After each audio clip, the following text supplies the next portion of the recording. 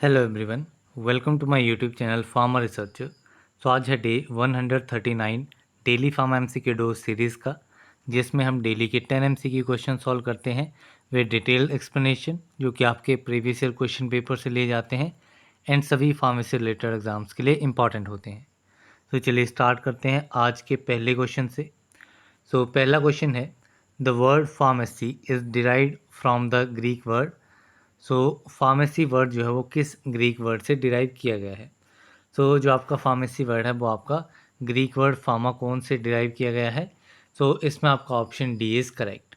And जो आपका word फार्माकोन है, फार्माकोन का मीनिंग होता है मेडिसिन और ड्रग। ठीक है, ये आपका मीनिंग होता है फार्माकोन का। कहाँ से लिया गया है, ये एक ग्रीक वर्ड है। ठीक है, देन इसके अलावा अगर मैं फार्मेसी की बात करूँ, फार्मेसी की डेफिनेशन के बारे में, तो pharmacy is the art, science and economics.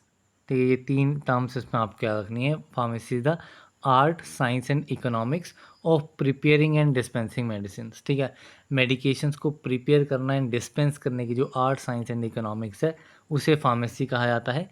And इसी में आपकी जो भी ड्रग रिलेटेड इंफॉर्मेशन होती है, ड्रग रिलेटेड इंफॉर्मेशन उसको पब्लिक को प्रोवाइड किया जाता है कि कैसे आपको ड्रग यूज़ करना है, किस टाइम पे यूज़ करना है, किस अमाउंट में यूज़ करना है।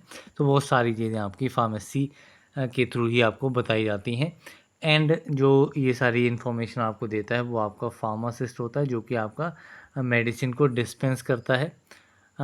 So this is a role of pharmacist. And pharmacist को मेडिसिन मैन भी कहा जाता है। ठीक है, फार्मासिस्ट को मेडिसिन और ड्रग मैन भी कहा जाता है। देन चलते हैं नेक्स्ट क्वेश्चन की तरफ। सो नेक्स्ट क्वेश्चन है, how many number of monographs does the Indian pharmacopoeia 7th edition contains. तो इंडियन फार्माकोपिया 7th एडिशन में कितने नंबर ऑफ मोनोग्राफ्स प्रेजेंट थे। So it contains 2548 monographs. सो इसमें आपका ऑप्शन ए जो है वो करेक्ट हो जाएगा। अभी बात करूँ 7th एडिशन की, तो 7th एडिशन किस ईयर में आया था। So it came in the year 2014 and इसमें 2548 मोनोग्राफ्स थे। एंड इसका क्या क्या कंटेंट था, तो इसमें आपके एक्सिपिएंट्स के बारे में इंफॉर्मेशन थी। ठीक है, एक्सिपिएंट्स थे डोजेज फॉर्म। ठीक है, dosage forms and herbal products. ठीक है, हर्बल प्रोडक्ट्स के बारे में कंटेंट था इसमें। एंड इसके अलावा जो क्रूड हर्बल ड्रग्स एंड उसके एक्सट्रैक्ट्स होते हैं, एक्सट्रैक्ट्स के बारे में। सो ये सारे कंटेंट के ऊपर इसमें आपका चीज़ें दी गई थी। तो ये आपका 7th एडिशन में दिया गया था। इसके अलावा अभी जो लेटेस्ट वाला आपका 2022 का इंडियन फार्माकोपिया है, जो कि आपका जिसमें आपके 3152 नंबर ऑफ मोनोग्राफ्स हैं टोटल। एंड 2022 का आपका 9th एडिशन वाला 9th एडिशन है। एंड इसमें आपके टोटल 92 न्यू मोनोग्राफ्स को ऐड किया गया है, जिसमें 61 केमिकल्स हैं, 21 vitamins, minerals, amino acid and fatty acids जैसी चीज़ें दी गई हैं। तो अभी चलते हैं नेक्स्ट क्वेश्चन की तरफ। तो नेक्स्ट क्वेश्चन है, store in a cool place as per Indian pharmacopoeia means. So store in a cool place का मीनिंग क्या होता है according to Indian pharmacopoeia.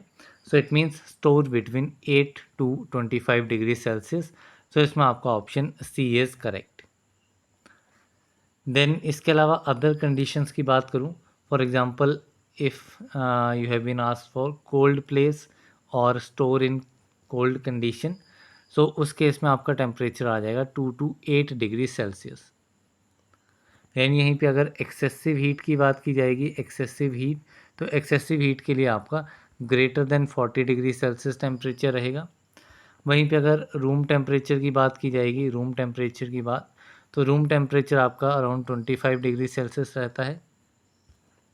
Then अगर वार्म कंडीशन की बात, वार्म टेम्परेचर की बात की जाएगी, तो it is between 30 to 40 degree Celsius. तो ये आपके कुछ डिफरेंट टेम्परेचर रेंजेस रहती हैं, या फिर स्टोरेज कंडीशंस आप बोल सकते हैं एज़ पर इंडियन फार्माकोपिया।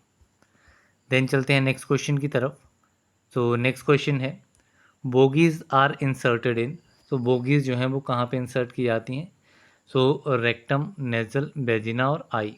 सो नज़ल बॉगीज़ जो हैं वो आपकी रहती हैं। इसके अलावा एक यूरेथ्रल बॉगीज़ रहती हैं, ठीक है।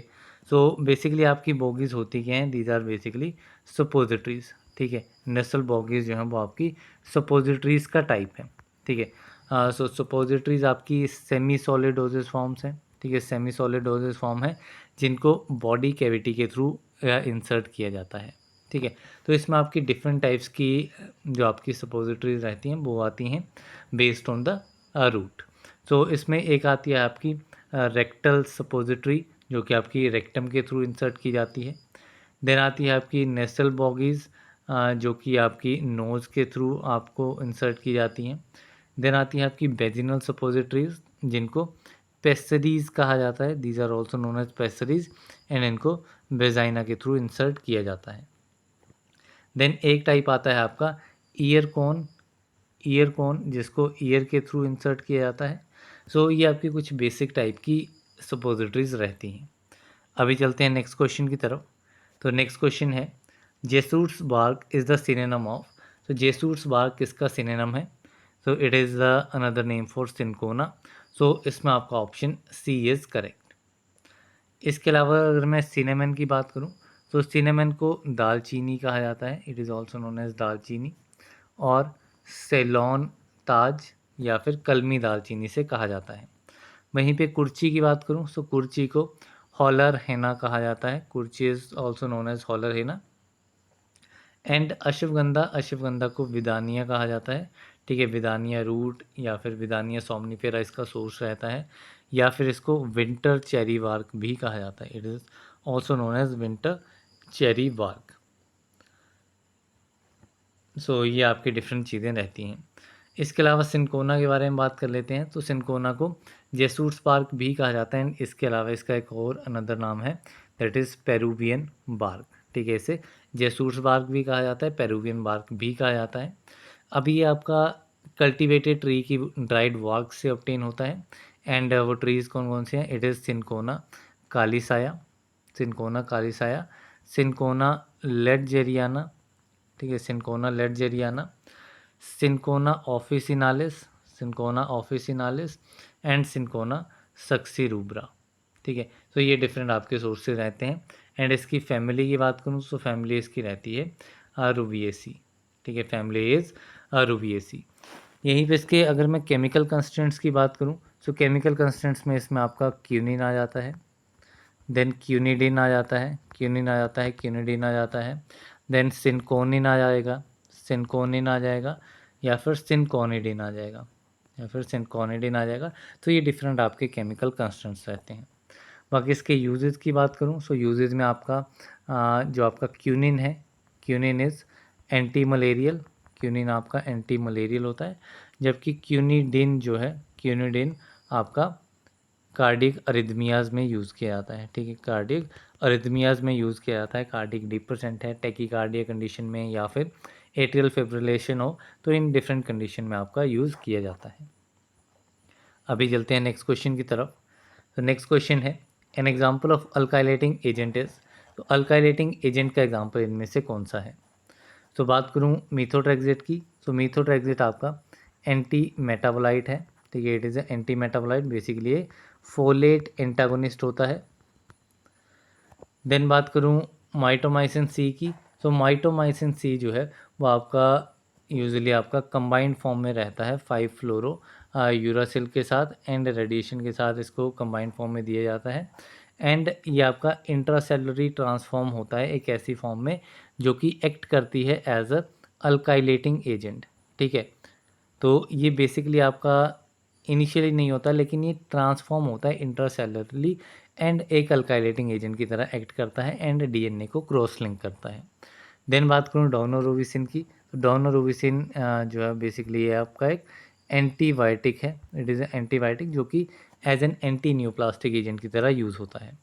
देन जो आपका 5 फ्लोरा यूरासिल है, it is also anti metabolite, ठीक है। It is also anti metabolite, लेकिन ये आपका एक पिरिमिडिन एंटागोनिस्ट है, it is a pyrimidine antagonist. So इसमें आपका अल्काइलेटिंग एजेंट रहेगा option number B, mitomycin C. Then next question है insulin is polypeptide containing. So insulin जो है वो एक पॉलीपेप्टाइड है एंड इसमें कितने number of amino acid present रहते हैं। सो इसमें टोटल आपके 51 अमाइनो एसिड प्रेजेंट होते हैं। तो इसमें आपका ऑप्शन डी जो है वो करेक्ट आंसर रहेगा। सो जो ये 51 अमाइनो एसिड है ये आपके स्प्लिट होते हैं 2 चेन्स में, ठीक है। तो इसमें एक ए चेन रहती है, एक आपकी बी चेन रहती है। ए चेन में आपके 21 अमाइनो एसिड्स रहते हैं, बी चेन में आपके 30 अमाइनो एसिड्स रहते हैं एंड ये दोनों चेन जो है वो आपकी 2 डाइसल्फाइड बॉन्ड से जुड़ी होती हैं, ठीक है, 2 डाइसल्फाइड बॉन्ड से जुड़ी होती हैं। देन बात करूँ इंसुलिन की, तो इंसुलिन रिलीज़ कहाँ से होता है, कहाँ पे सिंथेसाइज होता है, तो ये आपके बीटा सेल्स में सिंथेसाइज होता है, that is of the pancreas, ठीक है। पेनक्रियास के बीटा सेल्स से ये सिंथेसाइज होता है एंड इसको डिस्कवर किसने किया था इंसुलिन को, तो इंसुलिन को 1921 ईयर में डिस्कवर किया था बेंटिंग एंड बेस्ट ने, बेंटिंग एंड बेस्ट ने इसको डिस्कवर किया था। तो ये कुछ इसमें इंपॉर्टेंट पॉइंट्स हैं। अभी चलते हैं नेक्स्ट क्वेश्चन की तरफ। सो नेक्स्ट क्वेश्चन है colchicum is an example of, so colchicum किसका एग्जाम्पल है, so it is an example of amino alkaloid. So इसमें आपका ऑप्शन डी इज़ करेक्ट। यहाँ पे अमाइनो अल्कोलॉइड में आपका एक कोल्चिकम आता है एंड एक एफेड्रा आता है आपका, ephedra is very important. So ephedra and colchicum these both are the amino alkaloids. यहीं पे अगर मैं बात करूँ इंडोल अल्कोलॉइड्स की, तो इंडोल अल्कोलॉइड्स में आपका एर्गेट आ जाएगा, ठीक है, विनका आ जाएगा, नक्स वोमिका आ जाएगा, ठीक है, नक्स वोमिका के अलावा फिजोस्टिग्मिन आ जाएगा, ठीक है, फिजोस्टिग्मा आ जाएगा, रोवोल्फिया आ जाएगा एंड ऐसे ही कुछ अदर एग्जांपल्स भी इसमें रहेंगे। देन बात करूँ क्विनोलिन अल्कोलॉइड की, सो क्विनोलिन अल्कोलॉइड में आपका सिनकोना आ जाता है एंड कैंसर ट्री आ जाता है एंड कैंसर ट्री जो रहता है it is camptotheca, cancer tree is camptotheca. Then बात करूँ ट्रोपेन अल्कोलॉइड्स की, सो ट्रोपेन अल्कोलॉइड्स में आपका वेलाडोना आ जाएगा, ठीक है, tropane alkaloids contain belladonna, coca leaves, datura, duboisia, duboisia इसमें रहेगा, हायोसाइमस रहेगा, हायोसाइमस एंड स्ट्रामोनियम। सो ये डिफरेंट आपके एग्जांपल्स रहते हैं किसमें, ट्रोपेन अल्कोलॉइड्स में। सो यहाँ पे हमारा जो करेक्ट आंसर रहेगा colchicum is an amino alkaloid, option D is correct. Then next question है one of the following is not an ex officio member of D TAB. So इनमें से कौन सा एक्स ऑफिशियो मेंबर नहीं है D tab का। तो D tab क्या है, तो D TAB is basically a drugs technical advisory board. So D TAB की फुल फॉर्म क्या होती है, it is drugs technical advisory board. So ये आपका रहता है डी टैब एंड इसमें आपके टोटल 18 मेंबर्स रहते हैं, डी टैब में टोटल 18 मेंबर्स रहते हैं, जिसमें से 8 मेंबर्स जो हैं वो आपके एक्स ऑफिशियल रहते हैं, 5 मेंबर्स आपके नॉमिनेटेड मेंबर्स रहते हैं एंड 5 मेंबर्स ही आपके इलेक्टेड मेंबर्स रहते हैं, ठीक है। तो इनमें एक्स ऑफिशियल मेंबर्स की बात की गई है, तो एक्स ऑफिशियल मेंबर्स में आपका डायरेक्टर आ जाएगा सेंट्रल ड्रग लेबोरेटरी का Kolkata, director CRI that is central research institute Kasauli, then director NML New Delhi, तो ये इसमें एक्स ऑफिशियो मेंबर नहीं रहेगा। बाकी director CDRI that is central drug research institute Lucknow, ये भी आपका एक्स ऑफिशियो मेंबर रहेगा। सो इसमें आपका ऑप्शन सी जो है वो करेक्ट आंसर रहेगा। यहाँ पे आपको ये सारी जो डायरेक्टर्स हैं किस एरिया के हैं, कौन सी स्टेट के हैं, क्या लोकेशन है, सो ये सारी लोकेशंस आपको पता होनी चाहिए। इसके अलावा यहाँ पे 3 एक्स ऑफिशियो मेंबर्स की बात हो गई। इसके अलावा जो बाकी 5 एक्स ऑफिशियो मेंबर बचे हैं उनके बारे में देख लेते हैं। तो इसमें आपका एक डायरेक्टर आ जाएगा जनरल ऑफ हेल्थ सर्विसेज का जो डायरेक्टर है which is also the chairman of D TAB, so वो आपका एक्स ऑफिशियो मेंबर होता है। Then drug controller of India, ठीक है, ड्रग कंट्रोलर ऑफ इंडिया ये भी आपका एक्स ऑफिशियो मेंबर रहता है।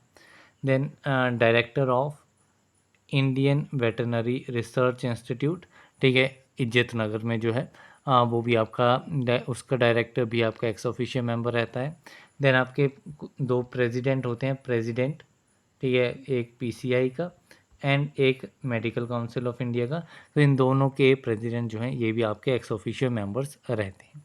सो इस इन सबको मिलाकर के आपके total 8 x officio member D tab में होते हैं। सो अभी चलते हैं नेक्स्ट क्वेश्चन की तरफ। तो नेक्स्ट क्वेश्चन है the life period of drug is given in. So drugs का जो लाइफ पीरियड है वो किस में दिया गया है, किस शेड्यूल में? तो it is given in schedule P. So इसमें आपका ऑप्शन बी इज़ करेक्ट। यहीं पे बात करूँ शेड्यूल क्यू की, तो शेड्यूल क्यू में आपके डाइज़ की लिस्ट दी गई है, डाइज़ या फिर कलर्स हो गए या फिर पिगमेंट्स, ठीक है, डाइज़ कलर्स पिगमेंट्स जिनको परमिट किया गया है कॉस्मेटिक्स में यूज़ करने के लिए, कॉस्मेटिक्स एंड सॉप्स में यूज़ करने के लिए जिनको परमिट किया गया है, उन डाइज़ कलर एंड पिगमेंट्स की लिस्ट जो है वो आपकी शेड्यूल क्यू में दी गई है।